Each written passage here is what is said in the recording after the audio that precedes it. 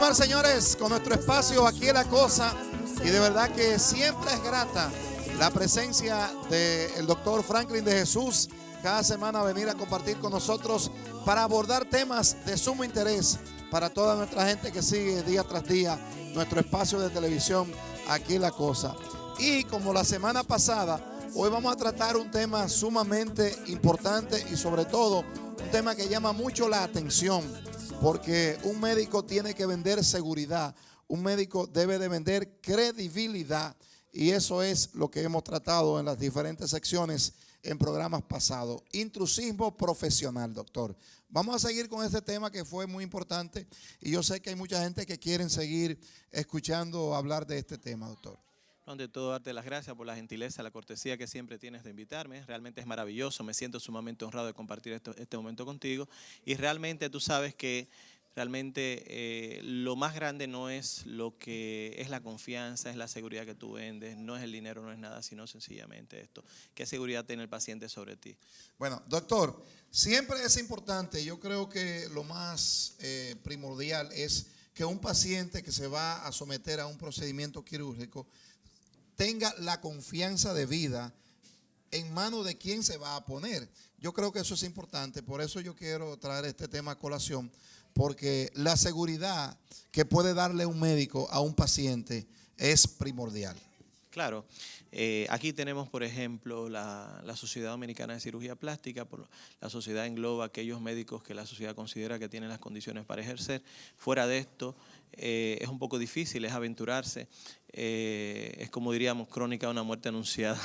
Es decir, creo que para eso son las especialidades. Por lo menos tú sabes que una persona que va a realizar la cirugía plástica tiene que formarse como médico, puede durar 6, 7, 8 años estudiando medicina, tiene que haber hecho cirugía general, por ejemplo, con el caso de nosotros, y el pensum de cirugía plástica normalmente en 3 años tú no lo ves. Es decir, la parte teórica son 2 años, pero es insuficiente. Es decir, tradicionalmente muchos lo hacemos 2 veces el pensum teórico, y la parte práctica, por ejemplo, son diversas áreas que no se logran abordar en 3 años, porque existe, por ejemplo, la cirugía de la mano, la cirugía plástica oncológica, la cirugía plástica ortopédica, existe la bucomaxilofacial, existe las quemaduras, existe la cirugía plástica infantil, existen, por ejemplo, todo lo que es toda la parte de los que son principios básicos, donde entran muchas cosas que son de la cirugía general, como es el caso de temas como de anestesia, temas de cicatrización, temas como por ejemplo las infecciones, técnicas quirúrgicas, respuesta endocrino-metabólica del trauma. Es decir, que el pensum de cirugía plástica es bastante extenso. Es decir, y si hablamos solamente de oncología, hay muchos. Es decir, por ejemplo, en un centro donde estuvimos en Brasil, que es el Instituto Nacional del Cáncer en Río de Janeiro, teníamos 9 equipos de cirugía plástica para reconstruir diferentes áreas del cuerpo. Algunos hacíamos reconstrucciones de mama, la misma reconstrucción mamaria muchos la hacen, por ejemplo, con colgajos vecinos, otros las hacen colgajos libres.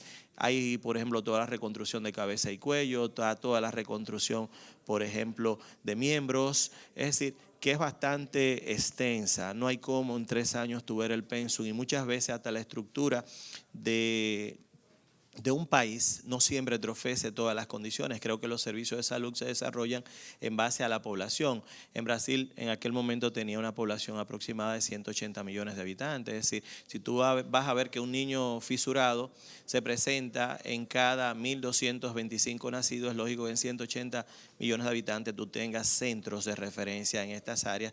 Es muy difícil cuando tú en un hospital público vas a hacer uno.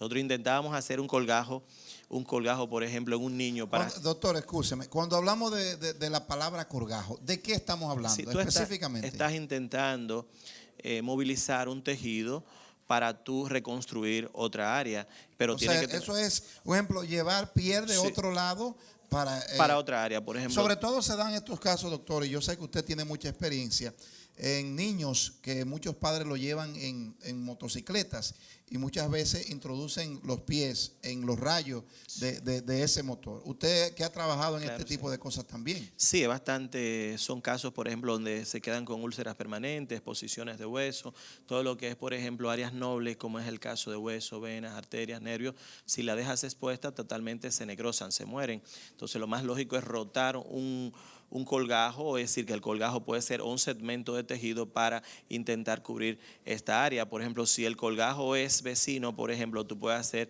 lo que es una transposición, una rotación o un avance de eso. Muchas veces lo haces libre, microquirúrgico, sencillamente liberas el tejido de un punto adecuado, un punto del cuerpo, pero tiene que tener un aporte vascular y luego que hace una anastomosis microvascular, es decir, tanto de venas, arterias y esto, y realmente consigues que ese tejido sea viable.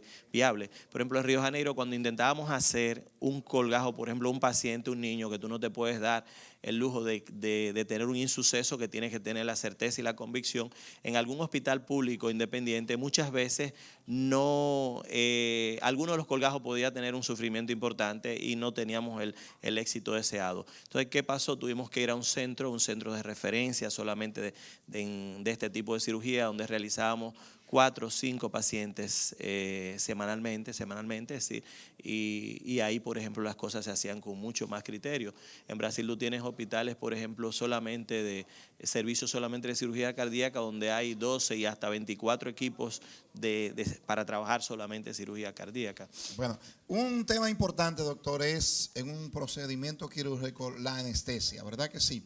Entonces, a eso es que todo el mundo como que le tiene ese temorcito, ese miedo. No es prudente de que un anestesiólogo, si no se ha terminado, usted como cirujano, el procedimiento, pues pueda salir de la sala. De ninguna manera, es una pregunta bastante interesante, tú me entiendes. Los insucesos... ¿Hay cirujanos que permiten esto? Bueno, que dentro de mí, es decir, no es posible, es decir, te exige que el anestesista esté permanente. Hasta lo que hemos hecho es tener hasta un asistente que está en ayuda continua, así, pero no hay justificación para que un anestesista sea ausente de la sala. Cualquier intercurrencia puede ocurrir en fracciones de segundos, y si ese segundo es muy largo, al fin y al cabo puede tener secuelas irreparables. Muchas veces, por ejemplo, donde hay muchos problemas son pacientes que están en descúbito ventral o están boca abajo, que muchas veces la lengua se va un poco hacia atrás, un paciente sedado, y al fin y al cabo el paciente no está respirando y no te das cuenta. Tienes que tener a alguien pendiente totalmente, visualizando parámetros de frecuencia cardíaca, la misma tensión arterial, la presión arterial, la oxigenación, cómo está el oxímetro, cómo está todo en todo momento, porque si no te das cuenta el paciente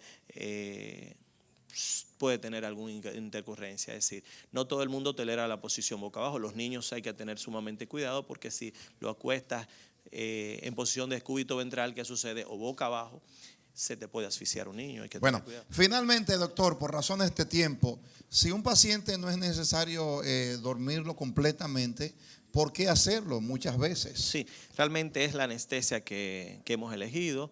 Si se hace un bloqueo epidural más una sedación, los pacientes se mantienen conscientes, pero a pesar de esto tienes que tener control de la oxigenación, de la oximetría y de todos los parámetros vitales que son necesarios. La responsabilidad es bastante grande. Creo que no hay procedimientos que sean sencillos. Hay que ser un poco desconfiado. En la confianza muchas veces pueden estar los problemas. A veces, por ejemplo, tú estás realizando 1, 2, 20, 50 cirugías, tienes un año, por ejemplo, operando continuamente y no hay ninguna intercurrencia, pero en el momento menos esperado no puedes bajar la guardia, porque cualquier cosa, cada ser humano es diferente, hay que sentir respeto por el otro, y cualquier cosa puede ocurrir. Entonces los anestesistas tienen que estar de manera permanente, de tal manera que si ocurre cualquier pequeña intercurrencia, se pueda resolver. Hay pacientes, por ejemplo, que tú te das cuenta, tú tienes 1 o 2 años que no tiene un sufrimiento de piel, por ejemplo, y cuando viene a ver, aparece una paciente que te es sensible o que te hace tiene algún tipo de hipersensibilidad con relación al material del tipo de faja, y cuando viene a ver tienes que casarte con esa paciente, tienes que tratar de curarla, tratar de resolver, y muchas veces puede dejar alguna pequeña secuela que puede ser reparada posteriormente. Pero lo que no nos deja quizás estar siempre dentro de esto es la cantidad de pacientes que están satisfechos, que por lo menos sí han cambiado su vida, y que esto es lo que nos da un aliento a pesar de saber que no hay cirugías que no estén exentas de complicaciones. Nosotros como médicos tenemos una obligación de medios, pero no de resultados. Tú muchas veces puedes utilizar un computador y crear una imagen favorable sobre una nariz o sobre el cuerpo de una persona, cómo va a quedar, pero puedes crear en esa paciente o en ese paciente una falsa expectativa que si no logras llegar al resultado deseado, que es lo que ocurre, el paciente puede procesarse por haber creado una falsa expectativa y no llegar al resultado indicado. Bueno, yo creo que como cada semana es sumamente interesante lo que hemos tratado en el día de hoy, doctor, y ya para el próximo domingo vamos a seguir tratando otros temas de sumo interés. ¿Qué sería interesante, Charlie?